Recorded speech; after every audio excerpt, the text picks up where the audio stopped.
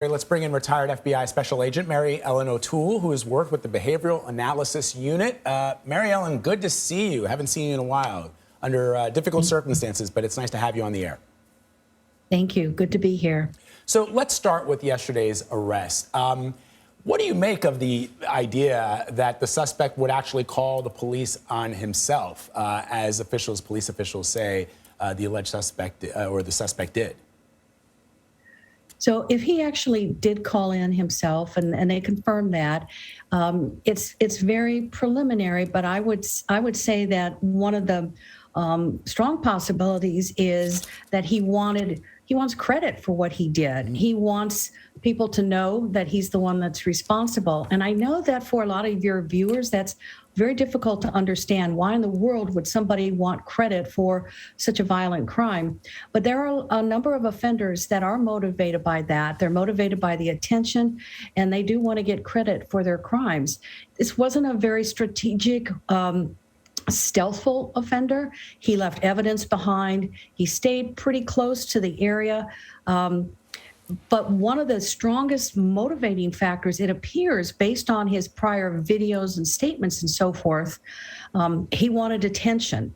He wanted people to know what was going on in his life because he blamed society for it. That's called an injustice collector. And all of those behaviors and factors come together for me to say that at the end, he was satisfied. He did what he intended to do on Tuesday morning, and now he wanted credit for it. And he wanted the attention that he was seeking even before the crime.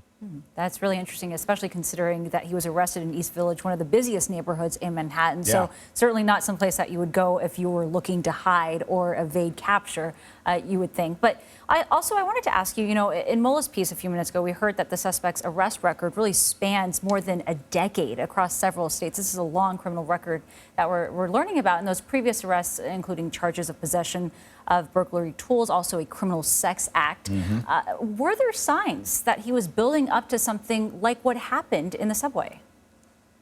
Not to me, there weren't. I looked at his criminal record. Frankly, it's from my perspective, it's unremarkable. There are many other people, thousands of people in this country that probably have very similar criminal histories. They never go on to do what we see happen here. But one of the things to me that I think is interesting with that criminal history, all misdemeanors, plus the mental health history he had, those two factors probably interfered with his working and may have contributed to his losing jobs or not being hired.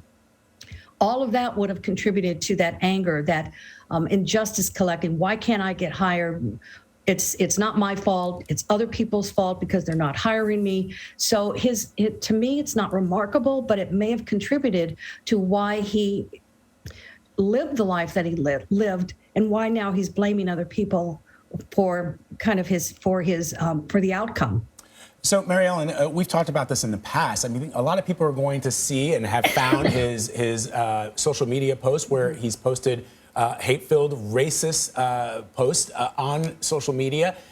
I know that the cops are saying, like, this didn't rise to the level of being on their radar. How could it? But that's the question I guess I have for you. Like, how would investigators, the FBI or police officials, be made aware of someone who is, in one of those posts, he seemed to threaten the mayor of New York. I mean, how does that not rise to the level of something that authorities should be investigating? Well, authorities want to be aware of that kind of behavior. There's no question about it. The issue is, does law enforcement have the manpower to scrutinize these platforms? But other people saw it. Other people were aware of it, and other people probably thought, this is weird. This man looks like he's not in control of himself. We need those people to come forward. We need those people to be our eyes and ears, just like the people were on the streets of New York yesterday, because law enforcement does not right now have the manpower to monitor those platforms, a 24/7 situation. And that's certainly something that, we're talking about even with the surveillance camera not capturing footage inside that station. Right. Mary Ellen Otoole, thank you very much for your insight. You're welcome. Thank you.